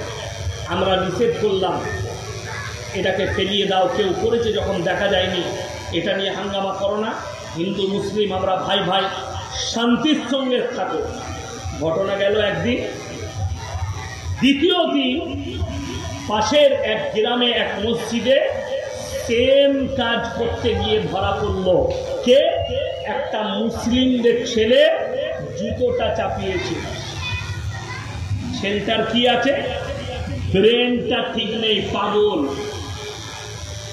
তাকে তুলে নিয়ে এলো থানার বাবুরা, বাড়ির লোককে ডাকা হলো, বললো দেখুন এরকম এরকম কাজ করেছে। আমাদিকে ডাকা হলো, আমি বললাম এর কোনো অপরাধ নাই, ব্রেন খারাপ, এর জন্য কোনো শাস্তি নেই, একে নিয়ে গিয়ে চিকিৎসা করাও, তোমরা বাড়িতে নিয়ে যাও। যদি আপনি ভাবেন আবেগের বশে না জেনে শুনে তাকে যদি পিটিয়ে মেরে দেন, আপনি কত বড় অপরাধী হবেন। এই ছেলেটাকে মারা হয়েছে, কত বড় অপরাধী আপনি জানেন? আজকে মুসলমান জানেই না। আপনার ঘরের কাছে নদী আছে, খাল বিল আছে, মুসলমান শুনে যান, যারা পুকুরে বিষ দেয় তাদের জান্নাতে যাওয়ার আর কোনো নিশ্চয়তা থাকবে না। পৃথিবীর সব মৌলবীকে আর পীরকে এক কাছে করে তার লেগে যদি দোয়া করান, আল্লাহর কসম করে বলছি কিয়ামতের দিনে আটকিয়ে যাবে। আল্লাহ বলবেন এই সমস্ত নিরীহ প্রাণীর জানগুলো তোমাকে দিয়ে যেতে হবে। নদীতে, খাল বিলে, কোনো জায়গায় কারো পুকুরে হিংসা করে বিষ কেউ দিবেন না। তারপরে যদি হাজার ইস্তেগফার করেন, আপনি যদি সেই মাছের মালিকের কাছে, পুকুরের মালিকের কাছে ক্ষমা চান, হবে না। তার শুধু পুকুরের মাছ মরেনি, সাপ থেকে, কাঁকড়া থেকে, বিছা থেকে কত পোকা মাকড়ের প্রাণ চলে গেছে, আর তারা কত কষ্ট পেয়েছে। যদি বলেন কষ্ট জানবো কি করে? যে মেয়েরা, যে ছেলেরা আত্মহত্যা করতে গিয়ে বিষ পান করে এবং বেঁচে যায়, তাদেরকে জিজ্ঞেস করো বিষ পান করার পরে কষ্টটা কতটা। ওই জন্য আপনি জানেনই না, জঙ্গলে আগুন ধরিয়ে দেয়, যারা জঙ্গলে আগুন ধরায়, যতগুলো প্রাণী মারা যাবে তার পাপ তার মাথায় চাপানো হবে, আর কিয়ামতের দিনে আল্লাহর কাছে হিসেব দিতে হবে। দেখবেন আমাদের সমাজে এখন মশা মারা ধূপ উঠেছে, না উঠে? হ্যাঁ, তার সঙ্গে সঙ্গে একটা মারাত্মক জিনিস এসছে, সেটা হচ্ছে কারেন্টের ব্যাডমিন্টন। ব্যাডমিন্টন দেখেছেন? আপনি সুইচ টিপে যখন মারবেন, ফট করে ফুটে মশাগুলো মরে যায় পুড়ে। এইটা শরীয়ত সম্মত জায়েজ নেই। ইসলামী শরীয়তে কোনো প্রাণীকে জীবিত অবস্থায় পুড়িয়ে মারা জায়েজ নেই। আপনি সাপকে যদি মারেন আগে মেরে দেন, তারপরে পোড়াতে পারবেন যে আর কাঁটাটা যেন কেউ ক্ষতি না করে, কিন্তু জ্যান্ত অবস্থায় পুড়িয়ে মারতে পারবেন না। জঙ্গলে যারা কাঠি মেরে দেয় তারা আল্লাহর কাছে কঠিন পাকড়াও হবে। যারা লোকের প্রাণীকে বিষ দেয়, দুনাতে বিষ দিয়ে দিলেন, তাদের জন্য প্রেরণা দুষ্কর হয়ে যাবে কিয়ামতে। আল্লাহ হিসেব নেবেন, ছাড়বেন না।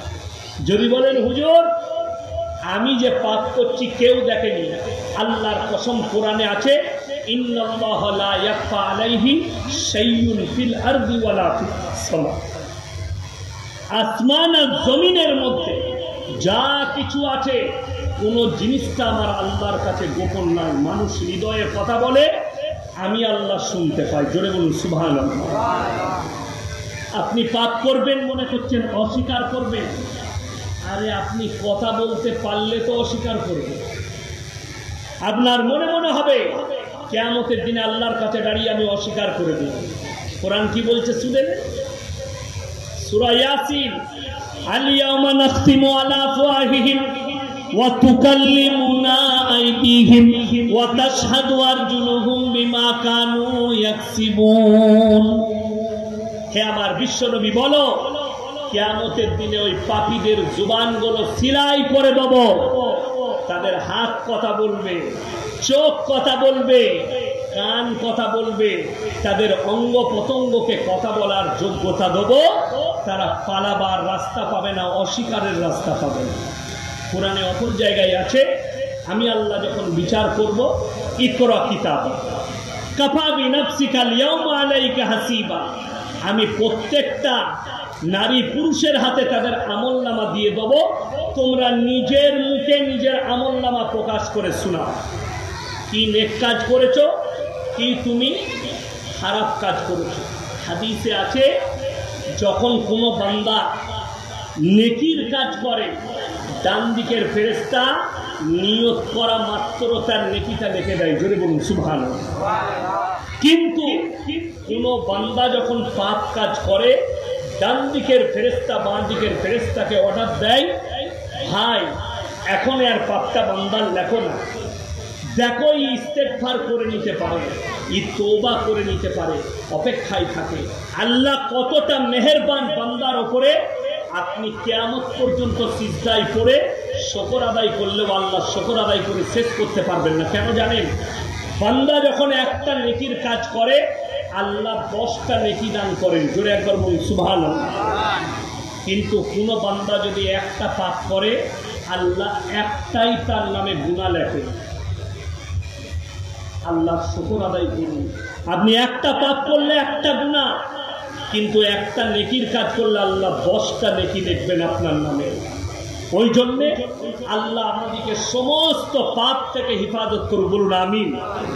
আর আমি বলে যাচ্ছি, আজ থেকে নিয়ত করুন আমরা আলেমদের সংস্পর্শে আসব। আজকে জানেন, এই যে প্রথমেই যে কথাটা বলেছি, পার্সোনাল ল বোর্ডের ভোট নিয়ে যাদের মাথা ব্যথা, তারা কারা? উলামা সম্প্রদায়, আলেমরা। কেন ভাবছে জানেন? আপনি কি মনে করছেন আমি তো নামাজ পড়বো? তোমার মসজিদ থাকলে তো তুমি নামাজ পড়বে। তোমার সন্তান মাদ্রাসায় আলেম হাফেজ হবে, মাদ্রাসা থাকলে তো তোমার ছেলে আলেম হাফেজ হবে। ওই জন্যে আমার ভাই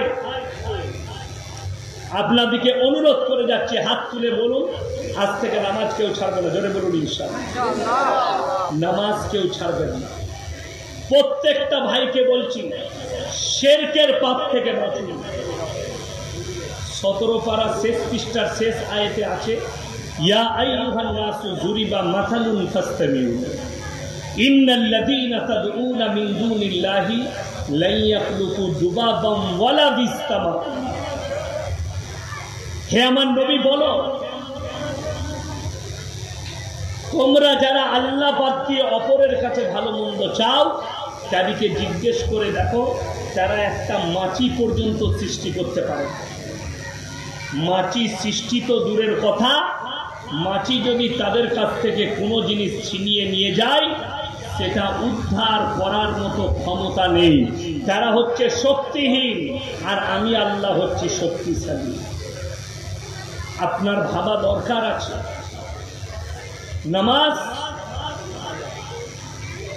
এমন একটা ইবাদত, আপনি মনে করছেন ইসলামের নামে বদনাম হচ্ছে? ভেবে দেখুন।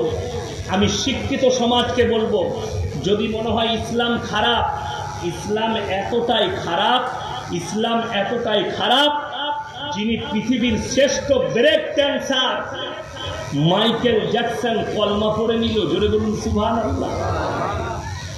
ইসলাম যদি এতই খারাপ, ইসলামের মধ্যে কি দেখলো? পৃথিবীর শ্রেষ্ঠ বক্সিং ফাইটার মাহমুদ আলী কলমা পড়ে মুসলমান হয়ে গেল। জোরে বলুন না সুবহানাল্লাহ। ইসলাম এতটাই খারাপ, পাকিস্তানের ক্রিকেটার ইউসুফ ইউহানা মোহাম্মদ ইউসুফ হয়ে গেল। জোরে বলুন সুবহানাল্লাহ। হাজারো এইরকম ব্র্যান্ড লোক, দামি লোক ইসলাম কবুল করেছে। ওই জন্য আমার মুসলমান ভাই, আপনাদেরকে অনুরোধ করব, যারা দেখবেন যে জিনিসটা যত দামি হয় তার তত সমালোচনা হয়, তার তত বেশি চর্চা। আজকে ভারতের মিডিয়াতে দেখতে পাবেন, নামাজ, রোজা, দাড়ি, টুপি, মাদ্রাসা, মসজিদ, ইসলাম, এটাই হচ্ছে তাদের চর্চা কেন্দ্র। সারাদিন মিডিয়াওয়ালাদের তাদের এটাই কাজ। হিজাব, বোরকা, নারী সুরক্ষিত, এটাই। একটা আজ তাকের একজন অ্যাঙ্কার আছে, তার নাম হচ্ছে রুবিকা লিয়াকাত, নিজেকে মুসলমান বলে, তাকে কেউ মুসলমান ভাববেন না, সে বেঈমান কাফের। সে বলছে একটা বক্তব্যে যে तालिबान का हालत देखो, तालिबान ने एक नया सर्कुलर जारी कर दी। कौन सी? औरत के लिए। कोई भी औरत अगर सफर में चलेगी, कोई गाड़ी में बैठेगी, अगर साथ में कोई शहर या बेटा या बेटी या अपने रिश्तेदार ना हो तो वो अकेली कोई गैर मर्द के साथ सफर नहीं कर सकती। এটা তারা ফরমান জারি করেছে আফগানিস্তান। এই হারামখোরের আওলাদরা বললে তালিবানরা মেয়েদের উপরে অত্যাচার করছে। চলুন এরপরে আমেরিকার একটা সংস্থা তারা কি করলে, সমীক্ষা করলে যে আফগানিস্তানে যে তালিবান সরকার গঠন করলো, তারা এই যেদিন থেকে সরকার গঠন করেছে এই 3 বছরে তারা কি কি কাজ করেছে। তারা খুঁজলো, ধর্ষণ 0% হয়ে গেছে। যদি বলুন সুবহানাল্লাহ। চুরি 0%, কারাপশন 0%, ঘুষ 0%, পরকিয়া 0%, সব 0 হয়ে গেছে, একটাও পাপ নাই। কেন? তারা ইসলামী শাসন শুরু করেছে। যদি কেউ পরকিয়া করে অর্ধেকটা পুঁতে পাথর মেরে হত্যা করো, কেউ ধর্ষণ করলে মুন্ডু ছেদ করে দাও, চুরি করলে হাত দুটো কেটে দাও। তারা ইসলামী শাসন শুরু করেছে। মেয়েরা পর্দা ছাড়া বাইরে যেতে পাবে না, যার কারণে তাদের কাছে নারী সুরক্ষিত আছে।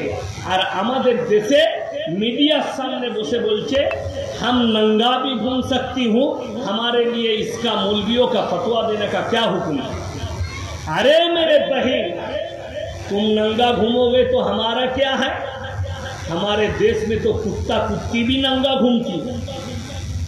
अरे पूरे नंदीग्राम में और हिंदुस्तान में रास्ते में कितने कुतिया घूम रही है नंगा, तो उसके साथ तू भी घूमेगी तो हमारा क्या? लेकिन जो मेरे बहन अल्लाह और रसूल को मानती है, मैं उसे कहना चाहता हूँ, वद्रिब खुमूरिहिन्ना अला जुनूबिहिन। ये औरत अपने आप को ढांक लो, अपने बदन को ढांक लो, तुम दुनिया के अंदर कहीं पर भी तुम बेइज्जती नहीं होगी। जोरे बोलूं सुभान अल्लाह। তোমরা নিজেকে ঢেকে নাও, তোমরা ধর্ষিত হবে না, লাঞ্ছিত হবে না। তাই আমার ভাই, আপনারা আমার জন্য দোয়া করবেন, আমি আপনাদের জন্য দোয়া রাখি। হায়াত বাকি তো মুলাকাত বাকি। জানি না, তবে সবাই লাস্টে দোয়া করবেন এই পূর্ব পশ্চিম মেদিনীপুর, হাওড়া, হুগলি যতগুলো মানুষ বন্যার কবলে আছে, আল্লাহ তুমি তাদের হেফাজত করো, বলুন আমিন। প্রথমেই বললাম আমাদের জমিয়ত থেকে গেছে ত্রাণ দিতে, আপনারা চেষ্টা করবেন এলাকার মানুষ এই আলেমদের হাতে আরো কিছু ত্রাণ তুলে দিতে, যাতে সেই মানুষগুলোর কাছে আগামীতে যেন পৌঁছাতে পারে। আল্লাহর সব থেকে বড় আযাব হচ্ছে অভাব। আল্লাহর সব থেকে বড় আযাব অভাব। আজকে যে এলাকাগুলোয় বন্যা হয়েছে, তাদের চাল ডাল খাবার দাবার সব পানিতে চলে গেছে, তাদের কাছে পানি পর্যন্ত নেই। আজকে সেই বন্যা দুর্গত এলাকার মানুষকে জিজ্ঞেস করো 1 লিটার পানির মূল্যটা কত, হাফ লিটার পানির মূল্য কত। আমি আজকে খবরে দেখছিলাম, আমার হৃদয়টা ফেটে গেল। কিছু গ্রামে পানি নেই, তারা বন্যার পানিগুলোই পান করছে তিস্তা। কত কষ্ট। তাই অনুরোধ করব, আলেমরা হাত পাতলে আপনারা হাত বাড়াবেন তো? জোরে বলুন ইনশাআল্লাহ। হাত বাড়ান। যে আমরা আছি, 5 লিটার পানির দাম আমি দিলাম, আমার কাছে কিছুই নেই, আল্লাহ একটু খেটে খায়, হুজুর আমি 5 প্যাকেট বিস্কুট দিচ্ছি, এটা পৌঁছে দেবেন। আহা, শুনেলেন? যদি 1 টাকা দান করতে পারেন, মনে মনে ভাববেন আল্লাহ তুমি আমাকে দেনেওয়ালা বানিয়েছো, আমাকে চাহনেওয়ালা বানাও। আপনি জানেন, যখন তুরস্কে ভূমিকম্প হলো, একটা মানুষ কয়েকশো মিলিয়ন ডলারের মালিক, তার কয়েকটা বিল্ডিং ভাড়ায় চলে, 10 মিনিট পরে সব তছনছ হয়ে গেছে, তার টাকা পয়সা সব চলে গেছে। তাকে তার পরিবারের 5 জন বেঁচে ছিল, সেই কয়েকশো মিলিয়ন ডলারের মালিককে লাইনে দাঁড়াতে হয়েছে রুটির জন্য। আমার পরিবারের 5 জনকে 5টা রুটি লাগে। আল্লাহ কত বড় কুদরতওয়ালা ভেবে দেখুন। আম্বানির মতো বড় লোককে আল্লাহ ভিক্ষা করাতে পারেন, এটা বিশ্বাস রাখবেন। আল্লাহ আপনাকে রুজি দিচ্ছে, আল্লাহর কাছে কেঁদে কেঁদে কানুন ফজরের নামাজে উঠে, আল্লাহ তুমি আমার পাতে সকালে চা দিয়েছো, দুপুরে খাবার, তা না হলে যাদের কাছে খাবার নেই। ভেবে দেখুন, আমি ভিডিওতে দেখলাম পাঁশকুড়ায় একটা 50 লাখ টাকার বাড়ি পড়ে গেছে, সেই মালিক কি হাউ হাউ করে কাঁদছে, তার সব চলে গেছে। এইরকম কত মানুষের বাড়িঘর চলে গেছে। আমি পাঁশকুড়া মাদ্রাসার মহতামিমকে দেখলাম, হাড়ির ওপরে বসে মাদ্রাসার সব হাল দেখছেন, ওই পানির ওপরে বেচারা যাচ্ছে। ওই মাদ্রাসার খেয়াল রাখবেন, জোরে বলুন ইনশাআল্লাহ। পাশে দাঁড়ান, যেখানে চাল লাগবে চাল দেন। আপনার কাছে বাড়িতে 25 কেজি চাল আছে, আপনি 2 কেজি চাল দিয়ে দেন, যে হুজুর এটা নিয়ে যান, আমি দিলাম, দান করে দিবেন। আপনার যেন একটা টাকা গেলেও জানবেন আপনি নেকি পেয়েছেন। আল্লাহ তাআলা আজকের মজমাকে কবুল করুক, আজকের জলসাকে কবুল করুক। যে ভাইয়েরা মেহনত করে জলসা দিয়েছে, আল্লাহ তাদের জানের মালের ইজ্জতের বরকত দেখ। আপনারা আমার জন্য দোয়া রাখুন, আমি আপনাদের জন্য দোয়া রাখি। ওমা আলাইনা ইল্লাল বালাগ। আসসালামু আলাইকুম ওয়া রাহমাতুল্লাহি ওয়া বারাকাতুহু।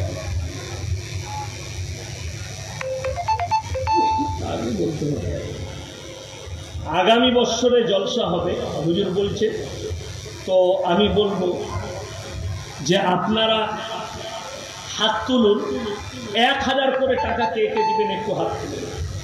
মাশাআল্লাহ, আলহামদুলিল্লাহ। একজন নামটা লেখেন, নামটা লেখেন। মাশাআল্লাহ, আল্লাহ হাজী সাহেবের হায়াতে বরকত দেখ, ওনার জানে মানে ইজ্জতে বরকত দেখ। আমার ভাই ফটফট করে 1000 টাকা করে বলেছি, 10 জন হাত তুলে। কে কে আছেন আল্লাহর বান্দা? 1000 করে টাকা আগামী বছরের জন্য।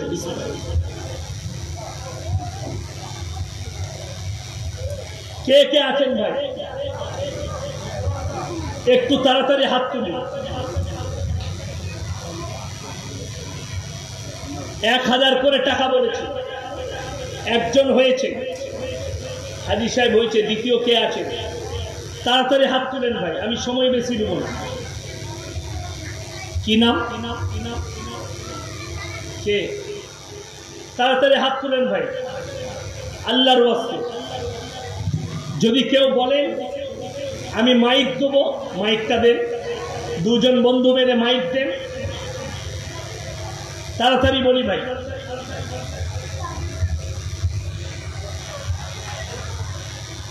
তাড়াতাড়ি বলুন কে আছেন ভাই, হাত তুলেন।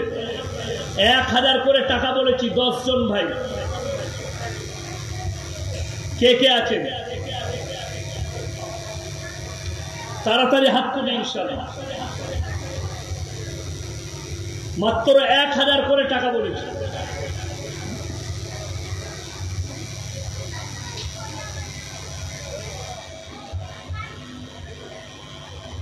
দু ঘন্টার 1 মিনিট বেশি বলি না। যদি 4 ঘন্টা বক্তব্য শুনেন, আষাঢ় মাসে দাওয়াত দিবেন, পানি হবে, বায়ান করে যাব ফাঁকা টাইমে, এখন রোজ জলসা। ভাই তাড়াতাড়ি বলুন, আর 10 জন, একজন হয়েছে আর 9 জন ভাই কে কে আছেন, 1000 করে টাকা তাড়াতাড়ি বলুন। আল্লাহর কোন বান্দা আছেন তাড়াতাড়ি বলুন ভাই, হাত তুলেন, কে কে আছেন। আরে মাত্র 1000 করে বলেছি। আপনারা মুর্শিদাবাদ জেলাকে মনে করেন গরিব জেলা, সত্যিকারই বলছি, যদি দানেতে এগিয়ে থাকে পশ্চিম বাংলায় তো মুর্শিদাবাদ জেলা আছে।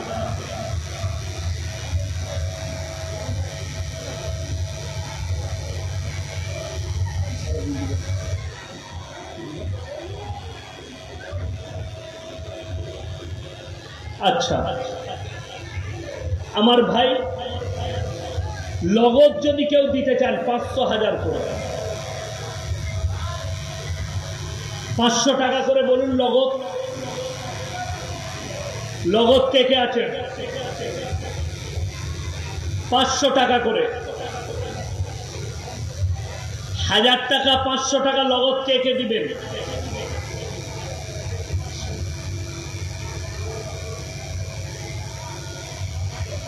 লগত টাকা চাইছি। আরে ভাই, আল্লাহর নবী সাহাবীরা জানের মালের কুরবানি করে দিয়েছে, তবে দিন পৌঁছে। আর আপনি দিনের মহব্বতে, দিনের খাতিরে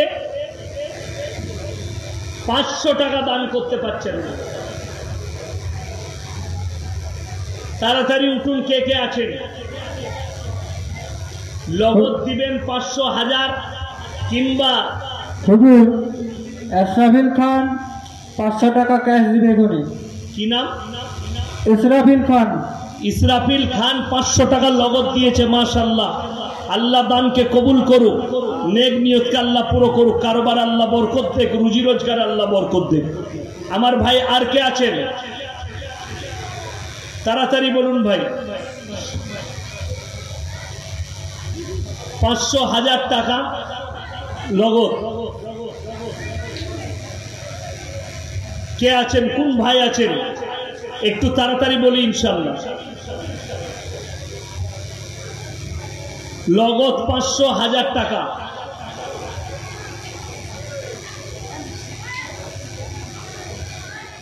তাড়াতাড়ি বলুন ভাই।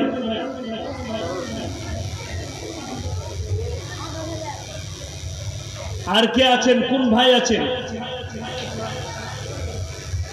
যদি টাকা না থাকে কালকে দিবেন, পরশু দিবেন, 1 মাস পরে।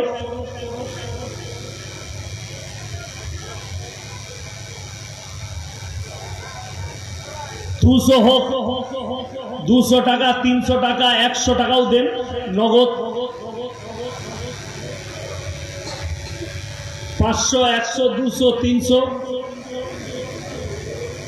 মায়েদের মধ্যে যদি কেউ থাকেন নগদ 500, 100 পাঠাবেন।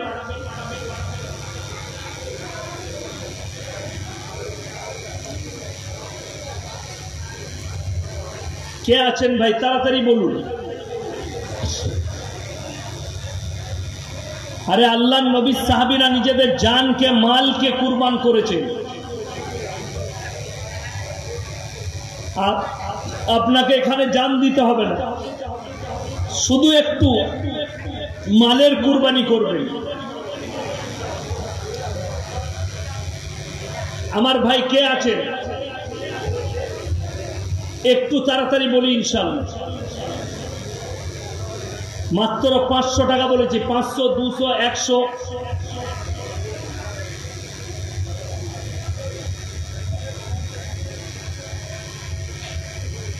ভাই তাড়াতাড়ি বলি। এই জলসা আপনাদেরই জলসা, ইজ্জত আপনাদেরই ইজ্জত।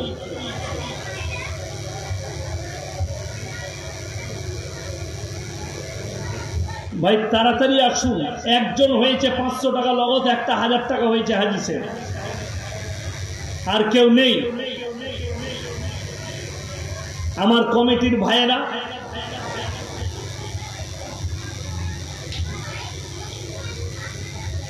তাড়াতাড়ি বলি ভাই, আর কে কে আছেন?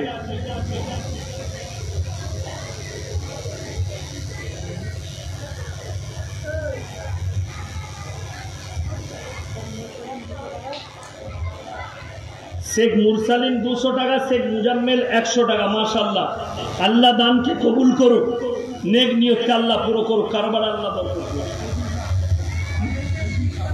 শহীদুল খান লগত 1000 টাকা। মাশাআল্লাহ, আল্লাহ আপনার হায়াতে বরকত দেখ, রুজি রোজগারে বরকত দেখ, জানে মালে ইজ্জতে বরকত দেখ। আমার ভাই আর কে আছেন এরকম 200, 100 টাকা? তাড়াতাড়ি উঠে আসুন। 200, 100, 50, 500, 1000, তাড়াতাড়ি উঠে আসি ভাই। আল্লাহ দিয়েছে, আল্লাহর রাস্তায় খরচ করুন। আর কে আছেন? কোন বান্দা আছেন একটু তাড়াতাড়ি আসি ইনশাআল্লাহ। আমার ভাই আর কে আছেন?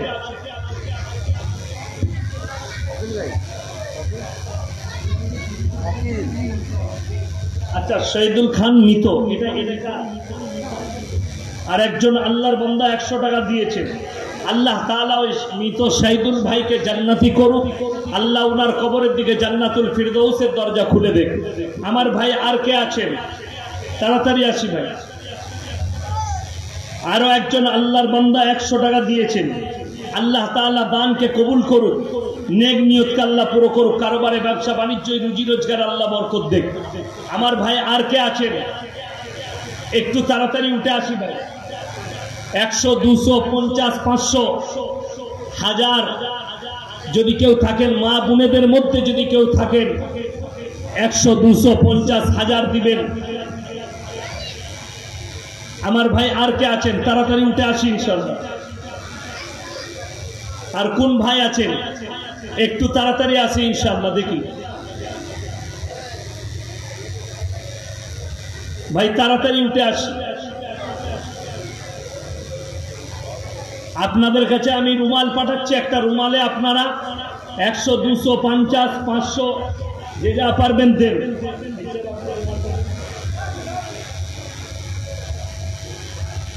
এবার ওই রুমালটা ধরেন। মাশাআল্লাহ, আর একজন ভাই 50 টাকা দিয়েছে।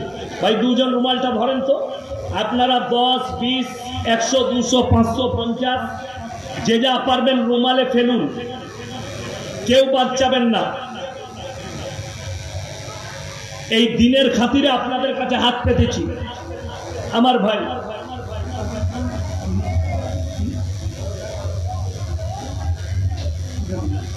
কবির খান, আচ্ছা নামটা দেখুন তো। কবির খান গত বছরে 500 টাকা দিবে, আর এটা এখন দিয়েছে 100, 200, 300, 400 সবাই মিলে দিয়েছে। মাশাআল্লাহ, আল্লাহ দানকে কবুল করুন। আচ্ছা, মরহুম হায়দার সাহেবের নামে 1000 টাকা দিয়েছেন। আল্লাহ তাআলা উনাকে জান্নাতি করুক, উনার কবরের দিকে আল্লাহ জান্নাতুল ফিরদৌসের দরজা খুলে দেখ। উনার পরিবারকে আল্লাহ কামিয়াবি দান করুক।